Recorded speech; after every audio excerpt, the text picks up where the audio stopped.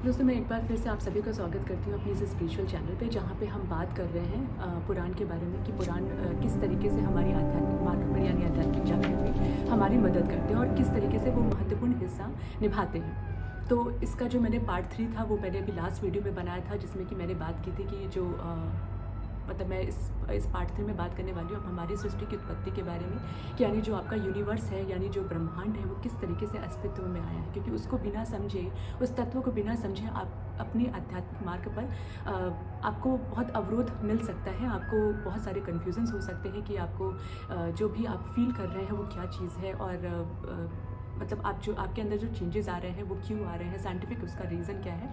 तो मैं इस वीडियो के माध्यम से आपको ये समझाने का प्रयत्न कर रही हूँ।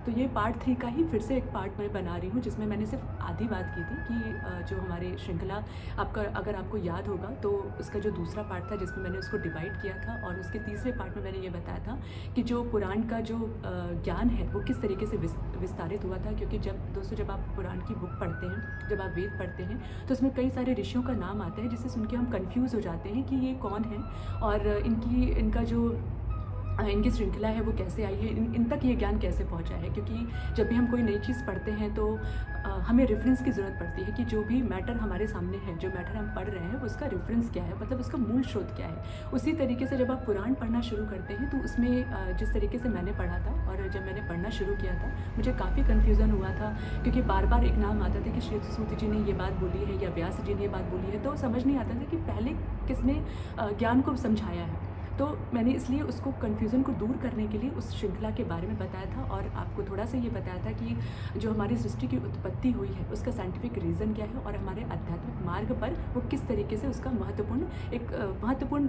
उसका हिस्सा है, यानी वो किस तरीके से उसको अफेक्ट करता है। बिना उसको समझे आप अपने आध्यात्मिक मार्ग पर आगे नहीं जा सकते।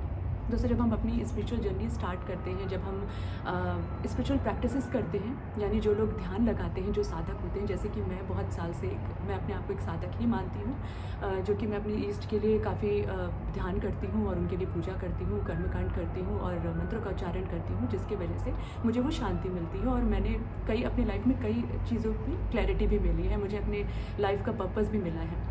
ठीक है, तो जब आप एक साधक की तरह आप अपनी आध्यात्मिक मार्ग पर होते हैं, तो जब एक सर्टेन पीरियड के बाद में, यानी जब आप स्टार्ट करते हैं तो कुछ भी समझ में नहीं आता है, सिर्फ एक बैठ करके हमें ध्यान लगाना होता है। तो स्टार्टिंग में हमारा ध्यान भी नहीं लगता है और कई चीज़ों में भटकाव होता है, मन कॉन्सेंट्रेट नहीं होता है। तो लेकिन जैसे जैसे आप धीरे धीरे आगे बढ़ते जाते हैं, आपके ये सारी प्रॉब्लम्स जो होती है वो ख़त्म होती जाती है, और आपका जो ध्यान होता है बहुत गहन हो जाता है और बहुत डीप हो जाता है। जब आपका जो ध्यान होता है, जब वो बहुत डीप होना शुरू होता है, जब आपका जो ध्यान मतलब बाहर की तरफ ना होकर बहिर्मुखी ना होकर के आप अंतर्मुखी होना शुरू करते हैं, तो आपको प्रकाश दिखना शुरू होता है। मतलब स्टार्टिंग में 1-1.5 साल तक ऐसा होता है कि हम जब ध्यान लगाते हैं तो सिर्फ हमें अंधेरा ही दिखाई देता है या डार्क सा दिखाई देता है। लेकिन जब कुछ पड़ाव आप कंप्लीट कर लेते हैं, कुछ स्टेप आप पूरा कर लेते हैं, यानी आप क्योंकि जब हम ये प्रैक्टिसेस करते हैं तो हमारा ध्यान जो होता है, हमें अपने 7 चक्र पे भी उसको एक्टिवेट करना होता है, यानी जो प्राण वायु होता है उसको वो, क्योंकि जनरली जो हमारे नॉर्मल जो लोग जो साधना नहीं करते हैं और जिनके साथ में प्रॉब्लम्स होती हैं, तो जनरली मैंने जो साइंस पढ़ा है उसमें ये होता है कि जो आपके 7 चक्र होते हैं जब इम्बैलेंस होते हैं तो आपकी लाइफ भी इम्बैलेंस हो जाती है और अनस्टेबिलिटी की कंडीशन आ जाती है, जिसमें आपको मानसिक तनाव होता है या कन्फ्यूज़न होता है। तो जब हम साधना करते हैं, जब हम आध्यात्मिक मार्ग पर जाते हैं, तो हमें हमारा जो फोकस होता है वो अब हमारे 7 चक्र को बैलेंस करना होता है। तो जब हम 7 चक्र को बैलेंस करेंगे तभी हम अपनी लाइफ को बैलेंस कर पाएंगे, क्योंकि हमारा जो मनुष्य शरीर है वो कुछ और नहीं है, एक स्थूल शरीर है, और उसमें जो जिस तरीके से ब्रह्मांडीय तत्व है, हमारे शरीर में ब्रह्मांडीय तत्व है, जिस तरीके से ब्रह्मांड की उत्पत्ति हुई है उसमें जिन तत्वों का मिश्रण है, उसी तत्व से हमारा शरीर मिलकर के बना है। ठीक है, तो और जो 7 चक्र हैं, और हर चक्र पे, जैसे कि मूलाधार से स्टार्ट करते हैं तो सहस्त्रार चक्र तक आते हैं, तो हर चक्र पे एक ईश्वरीय शक्ति है जो उसको गवर्न कर रही होती है, उसको रेगुलेट कर रही होती है। और जब आप स्टेप बाय स्टेप अपने चक्र पे आना काम करते हैं, तो हम उनके मंत्र भी अलग हो जाते हैं, वहाँ भगवान भी अलग हो जाते हैं, वहाँ पे जो कमल पंखुड़ी जो होती है, उनके पेटल्स होते हैं वो अलग हो जाते हैं, मतलब काउंटिंग में बढ़ते जाते हैं। तो हमें वो चीज़ बैलेंस करना होता है। तो जब आप अपने आध्यात्मिक मार्ग पर जैसे जैसे आगे आते जाते हैं, आपको एक प्रकाश सा दिखने लगता है, पर वो हमें समझ में नहीं आता कि हमें अचानक से प्रकाश क्यों दिखा, ये प्रकाश का स्रोत क्या है। सॉरी। तो ये प्रकाश का स्रोत क्या होता है और हमें इस तरह की लाइट क्यों दिखती है। उसके बाद आपका मन अपने आप शांत होने लगता है, आपको क्लैरिटी आने लगती है, आपको रियलाइज़ होने लगता है कि लाइफ में जो कुछ भी हो रहा है उसका आपके ऊपर जो भी कुछ होगा, जो भी घटित होगा, क्योंकि आपकी लाइफ रुकेगी नहीं। जो चीज़ हो रही है इंसिडेंट वो होती रहेंगी, लेकिन उन सब चीज़ों का प्रभाव आपकी मानसिक स्थिति पे नहीं पड़ेगा और आप अपने आप को बहुत स्वतंत्र फील करोगे। तो दोस्तों, जब हमें प्रकाश दिखना शुरू होता है तो हमें उस प्रकाश के ऊपर जब हम ध्यान लगाना शुरू करते हैं तो हमें लास्ट कि जब आप उस प्रकाश के स्टेप को जब आप क्रॉस करते हो तो आपको एक बिंदु भी दिखाई देना शुरू होता है। आई होप कि आप सब लोग अपने आध्यात्मिक मार्ग पर होंगे और ये सच फील भी कर रहे होंगे, क्योंकि जब हम सेवन चक्र को बैलेंस करना शुरू करते हैं तो एक रोटेशन सा अंदर की तरफ फील होता है। तो हमें जब प्रकाश दिखता है, तो जब हम प्रकाश की तरफ आगे बढ़ते हैं, उस लाइट की तरफ आगे बढ़ते हैं, तो हमें एक बिंदु भी दिखाई देना शुरू होता है। जब हमें क्योंकि हमें उस बिंदु पे अब हमें ये जब इस स्टेप पे आ जाते हैं तो इसका मतलब ये होता है कि आपके आध्यात्मिक मार्ग पे आप सही तरीके से आगे बढ़ रहे हैं। और जब आपको वो प्रकाश दिखना शुरू होता है, वो बिंदु दिखना शुरू होता है, तो आपका जो ध्यान होता है आपको उस बिंदु पे लगाना होता है, जिसकी वजह से आप और इम्प्रूव कर सकते हो। और एक स्टेप ऐसा आता है जहाँ पे आपका जो मन होता है वो एकदम शून्य हो जाता है। यानी जो साधक का जो अंतिम पड़ाव होता है उसका मतलब ये होता है कि हमें पूरे शून्य के कंडीशन में होना चाहिए, क्योंकि जो हमारी सृष्टि की उत्पत्ति हुई थी तब सिर्फ शून्य था। मतलब उससे पहले ना तो कोई ब्रह्मांड था, ना तो कोई यूनिवर्स था, ना कोई तारे थे, ना कोई ग्रह था, कोई नक्षत्र था, सिर्फ एक शून्य था, एक बिंदु था जिसमें कि जो परम तत्व है, ठीक है, वही परम तत्व है, वही शून्य जी ही परम तत्व है, वही ऊर्जा है जिसकी वजह से इस सृष्टि की उत्पत्ति हुई है और ये पूरा जगत अस्तित्व में आया है। तो दोस्तों, जब हम इस जगत की बात करना शुरू करते हैं या हम यूनिवर्स की बात करते हैं तो कई सारे ऐसे शब्द आते हैं जिनके बारे में हमें पता नहीं है। मतलब हम काफ़ी कन्फ्यूज़न क्रिएट होता है कि फॉर एग्जांपल जैसे अपरा विद्या या परा विद्या या पर ब्रह्म या शब्द ब्रह्म, इस तरह के कई सारे वर्ड आना शुरू करते हैं। जैसे ब्रह्मांड क्या होता है, ठीक है, ब्रह्म और अंड ये दोनों अलग अलग होते हैं। तो मैं धीरे धीरे आपको 1 बाय 1 बताते जाऊँगी, जिससे कि आप जब सृष्टि की उत्पत्ति के टॉपिक पर बेर आएंगे तो आपको ईजिली समझ में आएगा। तो हमें बहुत कन्फ्यूज़न होता है कि ये सब चीज़ें हैं क्या, ठीक है। तो जो प्रकाश है वो आपका परब्रह्म है, वही प्योर जो चेतना है वही प्योर चेतना है। जब आपको वो फील होता है तब आप अपने आप को उसी ब्रह्मांड का हिस्सा मानना शुरू कर देते हैं। मतलब आपको ये फील हो जाता है उस समय कि जो आपका जो शरीर है वो एक स्थूल शरीर नहीं, वो एक प्योर आत्मा है, उसी भगवान, उसी ईश्वर का, उस परम तत्व का, उस सार तत्व का, उस परब्रह्म का, उस शब्द ब्रह्म का ही एक हिस्सा है। आप अलग नहीं हो, ठीक है। तो ये जब स्टेप पे आते हैं तो अब इस ब्रह्म को समझने के लिए जब आप इस ब्रह्म का मतलब बार बार आता है तो हमें काफ़ी कन्फ्यूज़न होता है, जैसे कि मुझे हुआ था। और इस शब्द को पढ़ने के लिए मैंने डिसाइड किया कि मैं पुराण पढ़ूँ, क्योंकि वेद हर किसी को पढ़ना बहुत टफ है, इसलिए पुराण पढ़ना सबसे ज़्यादा, पुराण के माध्यम से आप बहुत सारी चीज़ें अपने कन्फ्यूज़न को क्लियर कर सकते हैं। इसलिए मैं चाहती हूँ कि मैं पुराणों के माध्यम से आपको सारे आपके जो कन्फ्यूज़न है वो सारे क्लियर कर सकूँ। तो इसमें सबसे पहले जो मैंने पुराण स्टार्ट किया था वो है अग्नि पुराण, जिसमें कि अग्नि पुराण, ब्रह्म पुराण, ब्रह्मांड पुराण, विष्णु पुराण और शिव पुराण, इन 5 पुराणों में सृष्टि की उत्पत्ति के बारे में बताया गया है। थोड़े थोड़े पार्ट में बताया गया है, पर अग्नि पुराण जैसे कि जो ब्रह्मांड पुराण उसमें काफ़ी डिटेल है, ठीक है। लेकिन जब आप ब्रह्मांड पुराण डायरेक्ट पढ़ेंगे तो आपको काफ़ी कन्फ्यूज़न होता है, इसलिए मैंने अग्नि पुराण सबसे पहले उठाया था, सबसे पहले पढ़ा था, क्योंकि उसमें जो कहानियों के माध्यम से समझाया गया है उसको समझना बहुत ही ज़्यादा आसान है, जिससे कि आप अपने आध्यात्मिक मार्ग पर और आगे चल सकें। मतलब आपको समझ में आना चाहिए कि जिसके लिए आप ध्यान लगा रहे हैं वो एग्जैक्टली है क्या।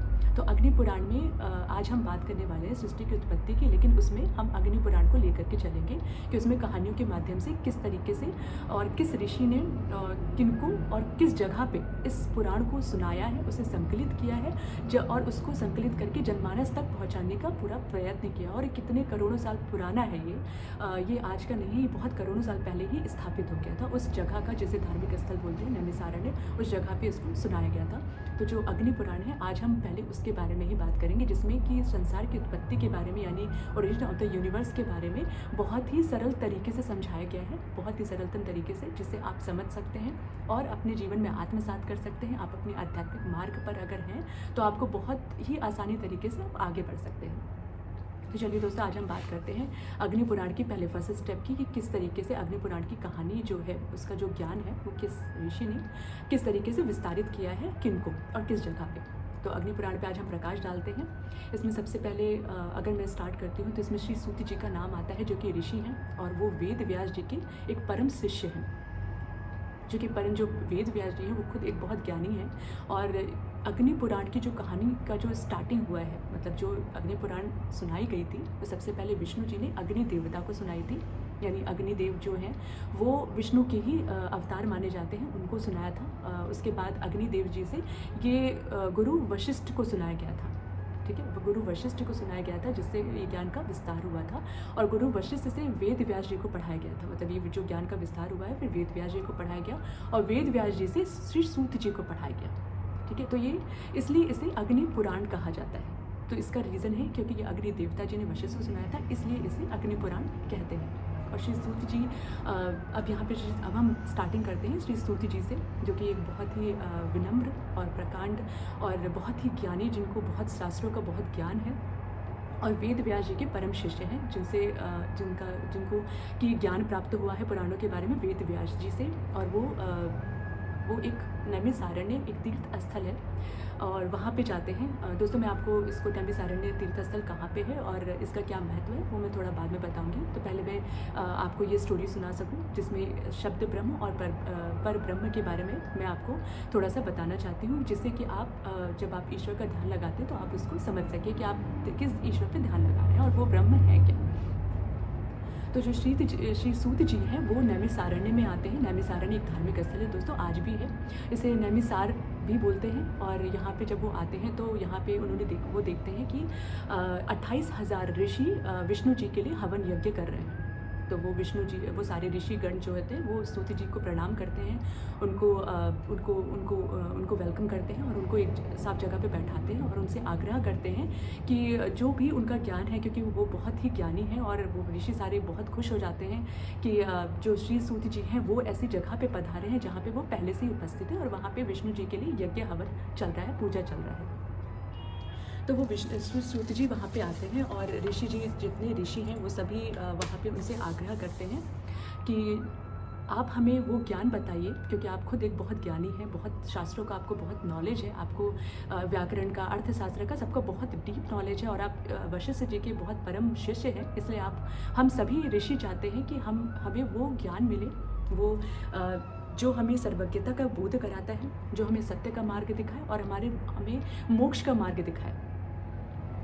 और जो भी आज हमें समझने के बाद में वो जो ज्ञान है वो उसका संकलित करके उसे मतलब हमें जो एक साधारण जो मनुष्य है उन तक भी पहुँचे, ताकि उनके आध्यात्मिक मार्ग पर, और अगर वो अपने आध्यात्मिक मार्ग पर चल सके बहुत ही सहज तरीके से और इस ज्ञान को प्राप्त कर सके और अपने आध्यात्मिक मार्ग पर आगे जा सके और अपने ईश्वर के साथ में पूर्णता का उन्हें अनुभव हो, यानी अपने ईश्वर से मिल सके। तो श्री सूत जी उनके आग्रह को एक्सेप्ट करते हैं और वो भी बहुत खुश होते हैं और उन सारे ऋषियों से कहते हैं कि जो विष्णु है, सार से सार तत्व है, वे ही सृष्टि और पालन आदि की करता है और सर्वत्र व्यापक है। वह विष्णु स्वरूप ब्रह्म मैं ही हूँ। इस प्रकार उन्हें जान लेने पर सर्वज्ञता प्राप्त होती है। तो दोस्तों, ये बहुत इंपॉर्टेंट बात उन्होंने बताई कि जो विष्णु जी हैं, जिन्होंने सृष्टि की उत्पत्ति की है, वही पालन करता है, वही पालन करता है। और स्थिति, जो हमारे सृष्टि जगत की स्थिति है, जो मतलब जो स्थापित होते हैं, वो भी जो विष्णु जी हैं वो उसके पीछे रिस्पॉन्सिबल हैं। मतलब वो जो विष्णु भगवान है वो सबसे ज़्यादा वही परब्रह्म है। और जो इस चीज़ को जान लेता है, जो इस चीज़ को समझ लेता है, वही सर्वज्ञता को महसूस कर सकता है। यही हमारा सार तत्व है, यही हमारा ज्ञान है। जब हम अपने आध्यात्मिक मार्ग पर चलते हैं तो हम उसी ब्रह्म को समझ जाते हैं, और जब हम उस ब्रह्म को समझ जाते हैं तो हमें ये फील होता है कि मैं भी उसी परब्रह्म का एक हिस्सा हूँ, मैं उससे अलग नहीं हूँ, यानी हम उसी परब्रह्म के हिस्से हैं। उन्हीं का एक अभिन्न रूप है, क्योंकि जब जगत की उत्पत्ति हुई थी तो हमारे जो परम तत्व थे, उनके मन में ये विचार आया था कि आज मैं एक हूँ और मैं एक से अनेक हो जाऊँ। और उसके बाद ये पूरी सृष्टि की उत्पत्ति हुई थी और सृष्टि का पूरा विस्तार हुआ था, जगत अपने अस्तित्व में आया था, पूरा ब्रह्मांड अपने अस्तित्व में आया था। अब यहाँ पे दोस्तों 2 वर्ड्स आते हैं, 2 शब्द आते हैं, जिसे शब्द ब्रह्म और पर ब्रह्म कहा गया है। यानी ये स्तुति जी ने बताया था ऋषि जी को कि शब्द ब्रह्म और पर ब्रह्म के रूप में, परा विद्या और अपरा विद्या के रूप में ही इस ब्रह्म तत्व को पूजा जा सकता है। तो जो ये शब्द ब्रह्म है या अपरा, इसे अपर विद्या भी कह सकते हैं। इसमें वेद, पुराण, व्याकरण और अन्य शास्त्रों का ज्ञान आता है। यह वह ब्रह्म है जो शब्दों और ध्वनि के माध्यम से व्यक्त होता है। दोस्तों, चूँकि ये शब्द ब्रह्म का मतलब होता है व्याकरण, यानी जो हम मंत्र बोलते हैं, जो हम शब्दों के जो मंत्रों का उच्चारण करते हैं, हम उस तरीके से अपने भगवान को पूजते हैं। मतलब हम उनके बारे में, उनके गुण को समझ सकते हैं, हम उनके चरित्र को समझ सकते हैं, हम उनके वेशभूषा को समझ सकते हैं, उनके जो उनका जो रंग रूप है उसको समझ सकते हैं, और उसके माध्यम से हम अपने भगवान को पूजते हैं, जिसे हम अपर विद्या कहते हैं। यानी जब हम ध्यान लगाते हैं सबसे पहले, तो हमें ये क्योंकि जब आप ध्यान लगाने बैठते हैं तो हमें स्पिरिचुअल अवेकनिंग में ये बताया जाता है कि आप अपनी ईस्ट के ऊपर ध्यान लगाइए। ठीक है, तो आप जिस भी ईस्ट की पूजा करते हैं, जैसे कि शिव हैं या विष्णु हैं या माँ जगदम्बा हैं, तो जब आप उनकी पूजा करना शुरू करते हैं या उनके लिए ध्यान लगाना शुरू करते हैं, तो आपके मन में एक चित्र बनता है कि उनका वो दिखते कैसे हैं, उनका गुण कैसा है, या उनके हाथ में जो अस्त्र शस्त्र है, आप उसको देख करके उन पर ध्यान लगा सकते हैं। यानी आध्यात्मिक मार्ग का सबसे प्रथम हम ये कह सकते हैं चरण होता है, जिसमें हम अपने भगवान को ध्यान कर सकते हैं, क्योंकि हम उनको देख सकते हैं, क्योंकि आपके सामने चित्र है, इसलिए हम अपने भगवान के गुण को समझ सकते हैं, उनके जो चरित्र, उनका जो भी गुण है या उनके वो जैसे दिखते हैं, उनको देख करके हम उनको ध्यान लगा सकते हैं, अपने ध्यान में उनको याद कर सकते हैं। इसे हम कहते हैं अपर विद्या या शब्द विद्या, यानी हम मंत्रों के उच्चारण से हम अपने भगवान को स्मरण करते हैं। अब दूसरा आता है पर ब्रह्म या पर विद्या। दोस्तों, ये सबसे ज़्यादा इम्पॉर्टेंट है। यह ब्रह्म का वह स्वरूप है जो सर्वव्यापी है, अदृश्य है, अजन्मा है और अविनाशी है। इसमें वो गुण यानी कि सत, रज, तम गुण नहीं होते हैं। अग्नि पुराण कहता है कि पर ब्रह्म मन और वाणी से परे है, जिसे केवल परा विद्या या शुद्ध ज्ञान के द्वारा ही समझा जा सकता है। दोस्तों, मैंने आपसे स्टार्टिंग में बात की थी कि जब हम आध्यात्मिक मार्ग पे आगे जाते हैं, मतलब जब आप एक चरण कंप्लीट करते हैं, तो हमें एक प्रकाश दिखता है। ठीक है, एक प्रकाश पुंज दिखाई देता है, जो कि इस बात का इंडिकेट करता है कि आपका जो शरीर है उसमें पहले से ही वो भगवान विद्यमान है। तो जब हमारी ज़िंदगी में प्रॉब्लम्स आती हैं, तो हम क्या करते हैं, हम मंदिरों में भागना शुरू कर देते हैं, हम मंदिरों में चढ़ावा शुरू कर देते हैं, हम भगवान को बाहर ढूंढना शुरू कर देते हैं, मंदिरों में, मूर्तियों में, मंत्रों में, ये सब चीज़ें करके हम इस तरीके से अपने भगवान को ढूंढना शुरू करते हैं। क्योंकि हमें जब प्रॉब्लम्स दिखाई देने लगती है, जब हमारे सारे रास्ते बंद हो जाते हैं, तब हमें याद आता है कि भगवान का ही एक जो मंदिर है वो खुला है, जहाँ पे हम जाकर के अपनी प्रॉब्लम्स बता सकते हैं और उसका सलूशन मिल सकता है। यानी हम भागना शुरू कर देते हैं। लेकिन जब हम आध्यात्मिक मार्ग पर होते हैं, तो हमें ये जो आध्यात्मिक मार्ग है वो इसीलिए है ताकि आप समझ सकें कि भगवान जिसे आप बाहर ढूंढ रहे हैं वो बाहर नहीं है, वो आपके भीतर ही बैठा हुआ है। लेकिन आप उनकी जो आपकी आत्मा है वो उसी भगवान का हिस्सा है, वो पर ब्रह्म है। वही उसी पर ब्रह्म का एक अभिन्न अंग है जो आपकी आत्मा है, जिसको उन्होंने विस्तारित किया है, आप भी उसके ही अंग हो। ठीक है, तो आपके अंदर ही वो भगवान पहले से ही विद्यमान है, जिससे हम उनकी आवाज़ को अवॉइड कर देते हैं, उनकी आवाज़ को निग्लेक्ट कर देते हैं। यानी इंट्यूशन, अगर मैं आपको समझाऊं इंग्लिश में, जो आपका इंट्यूशन है यानी आपकी अंतर आत्मा ही उस पर ब्रह्म का वो हिस्सा है जिसे हम नहीं सुनते हैं। ठीक है, हमें लगता है कि हम चीज़ें कर सकते हैं, पर हम उस चीज़ को सुनते नहीं हैं, डर जाते हैं, मुंह में फंस जाते हैं, गलत कर्म कर देते हैं, और उसके बाद फिर हम अपने भगवान को ढूंढना शुरू कर देते हैं मंदिर। लेकिन जो आध्यात्मिक मार्ग है हमें यही सिखाता है। इसलिए दोस्तों, ये बहुत ही ज़्यादा इम्पॉर्टेंट है आपके लाइफ में। किसी भी तरीके की प्रॉब्लम्स आएगी, आप उसको किस तरीके से टैकल करेंगे जब तक आप आध्यात्मिक मार्ग पर नहीं आते। ठीक है, तो आध्यात्मिक मार्ग हमें यही सिखाता है। जब आप एक अपना अगला चरण, जो आपने एक चरण पूरा करते हैं, जब आप प्रकाश को देखना शुरू करते हैं, तब आपको रियलाइज़ होता है कि आपकी जो शक्ति है, जो आपके भगवान है, वो आपके अंदर ही विद्यमान है।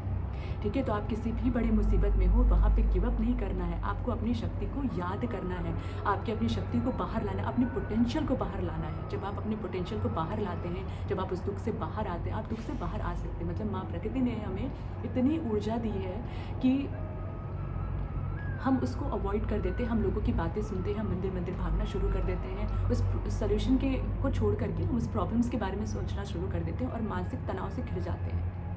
दोस्तों, यही सबसे बड़ा कारण होता है कि हम मानसिक तनाव से घिर जाते हैं, और कई सारी चीज़ों में ऐसा जिसको हम कर भी सकते थे, लेकिन वहाँ पे हम गिव अप कर देते हैं। और फिर हमें वो चीज़ जो हमें मिलनी थी वो हमें नहीं मिलती है, क्योंकि हम अपने पोटेंशियल को भूल जाते हैं। हम ये भूल जाते हैं कि आप उसी ईश्वर के एक अभिन्न अंग हो। इसलिए आध्यात्मिक मार्ग बहुत ही ज़्यादा इम्पॉर्टेंट है, जिसमें श्री सूत जी ने ऋषियों को बताया है। दोस्तों, इतना जो मैंने स्टोरी सुनाई है इसके पीछे का जो सार है, इसलिए श्री सूत जी ने ऋषियों को बताया है कि तो तुम जो ये यज्ञ कर रहे हो, जो विष्णु की तुम पूजा कर रहे हो, वही सार तत्व है, वही परब्रह्म है, वही तत्व है जिन तत्व से मिल करके इस सृष्टि का एक एक कण बना हुआ है। यानी जो जीव जंतु हैं, जो पेड़ पौधे हैं, जो हमारी जो पूरी प्रकृति है, वो इसी तत्व से मिल करके बनी हुई है।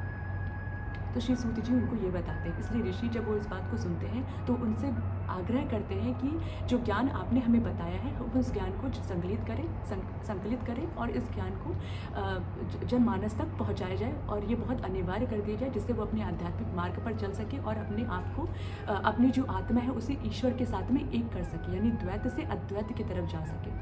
ठीक है, तो इसलिए जो परविद्या है वो सबसे ज़्यादा इम्पॉर्टेंट बताई गई है। दोस्तों, जब हम ध्यान लगाते हैं, जब आप पूजा करते हैं, तो कभी कभी हमारा मन बहुत भटकता है। ठीक है, हम प्रॉब्लम सोचने लगते हैं, हम कई सारी चीज़ों में भटक जाते हैं। तो जो आपकी पूजा है, यानी जो आपकी भक्ति है, वो सिर्फ यहाँ तक सीमित नहीं है कि आप अपने भगवान के आगे सिर्फ एक दीपक लगा दें या फिर आप उनसे अपनी प्रॉब्लम्स का सल्यूशन मांगें, बल्कि आपकी भक्ति इस तरीके की होनी चाहिए। हमारा पुराण हमें ये सिखाता है कि आपकी भक्ति जो है वो इस तरीके की होनी चाहिए कि आपकी आत्मा उस परमात्मा के साथ में पूरी तरीके से सम्मिलित हो जाए। मतलब आप जब ध्यान लगाएं, जब आप पूजा करें, तो आपका जो ध्यान है उस जो परम तत्व है, उस परम तत्व के साथ में पूरी तरीके से उसमें पूरी तरीके से सम्मिलित हो जाए, आप पूरी तरीके से उसमें खो जाए। और जब तक आप खो करके उस ध्यान को नहीं लगाते हैं, तो खो करके आप अपनी पूजा नहीं करते हैं, तब तक वो मानसिक शांति आपको नहीं मिल सकती, तब तक आप अपने आप को पहचान नहीं पाएंगे। इसलिए आपकी आत्मा का पूरी तरीके से उस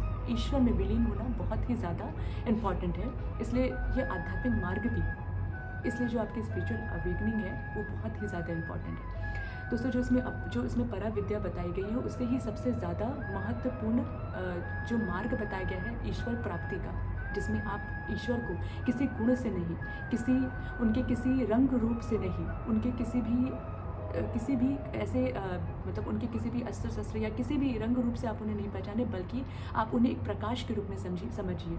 आप उसे उस प्रकाश के रूप में समझिए जो कि आपके अंदर ऑलरेडी विद्यमान है, पहले से ही वो आपके अंदर स्थापित है। जो आपके 7 चक्र हैं, वो वही परम तत्व का ही हिस्सा है जो उस चक्र को गवर्न करता है। जब वो इम्बैलेंस होता है, मतलब अंदर के जो भगवान है वो इम्बैलेंस है, इसलिए आपकी लाइफ इम्बैलेंस होती है। यानी जब आप अंदर से इम्बैलेंस होते हैं, आपका जो इंटरनल आपका जो अंदर की सोच है, आप जो फीड कर रहे हैं अपनी आत्मा को, जो पोषित कर रहे हैं, अगर वो गलत होगा तो आपका जो बाहर का जो रिफ्लेक्शन होगा वो भी गलत ही होगा। यानी अंदर का जो आपका जो सिस्टम है, आपके अंदर की जो भाव है, अगर वो इम्बैलेंस है तो बाहर भी वही प्रतिबिंब होता है, आपकी लाइफ भी इम्बैलेंस हो जाती है। इसलिए दोस्तों, आध्यात्मिक मार्ग पर चल करके ही स्पिरिचुअल अवेकनिंग के थ्रू ही आप अपने चक्र को अलाइंड कर सकते हैं, उसको पूरी तरीके से बैलेंस कर सकते हैं। जब आपको ये रियलाइज़ हो जाता है कि वो जो प्रकाश है, वो जो भगवान है जिसे आप मंदिर ढूंढ रहे हैं, वो आपके अंदर ही है। जब आपको वो चीज़ रियलाइज़ हो जाता है तो आपकी जो प्रॉब्लम्स हैं वो आपको बहुत छोटी दिखाई देती है। आपको मानसिक जो आपका मन अशांत हो रहा है वो पूरी तरीके से शांत हो जाता है। और इस जगह पे आपको ये फील होता है कि आप सिर्फ एक मनुष्य नहीं है जिससे सिर्फ खाना है या कमाना है या सिर्फ फैमिली अपनी पूरी करनी है अपना, लेकिन आपका एक सोल पर्पस है। तब आपको रियलाइज़ होता है कि आपका पर्पस क्या है। सिर्फ स्पिरिचुअल अवेकनिंग हमें ये भी सिखाता है कि जो आपका सोल पर्पस है वो क्या है। और जो वेद है या पुराण है हमें सिखाते हैं कि मनुष्य किसी भी रूप में इस धरती पे आए, उसका कुछ भी कर्म हो, लेकिन उसका जो काम है, जो कर्तव्य है, अंत में उसका उसकी जो रिस्पॉन्सिबिलिटी है, उस मनुष्य का जो महत्वपूर्ण कार्य है, वो उसका जो उसका धर्म है, धर्म काम को समझ करके उसको मोक्ष की तरफ जाना ही मनुष्य का कर्तव्य है। और ये चीज़ हमें सिर्फ स्पिरिचुअल अवेकनिंग के थ्रू ही पता चल सकती है, या आध्यात्मिक मार्ग पर जा कर के ये चीज़ हमें रियलाइज़ हो सकती है, और इसके माध्यम से आप अपने जीवन को पूरी तरीके से बैलेंस कर सकते हैं। आई होप दोस्तों कि आपको अभी इस वीडियो में इतना समझ में आया होगा, थोड़ा कन्फ्यूज़न क्लियर हुआ होगा, जिससे कि आप अपने आध्यात्मिक मार्ग पर अगर आप चल रहे हैं तो आपको बहुत सहज तरीके से आप चल सकें, उसको समझ सकें और आगे बढ़ सकें। इसके नेक्स्ट वीडियो में हम इसके दूसरे पार्ट को समझेंगे और उसको और समझने की कोशिश करेंगे, और इसमें कई सारे वर्ड्स हैं जिसको मैं और सिंप्लीफाई करूँगी, जिससे आप उसे और अच्छे से समझ सकें और अपने आध्यात्मिक मार्ग पर बहुत ही सहज तरीके से चल सकें। Thank you so much. जय श्री राम।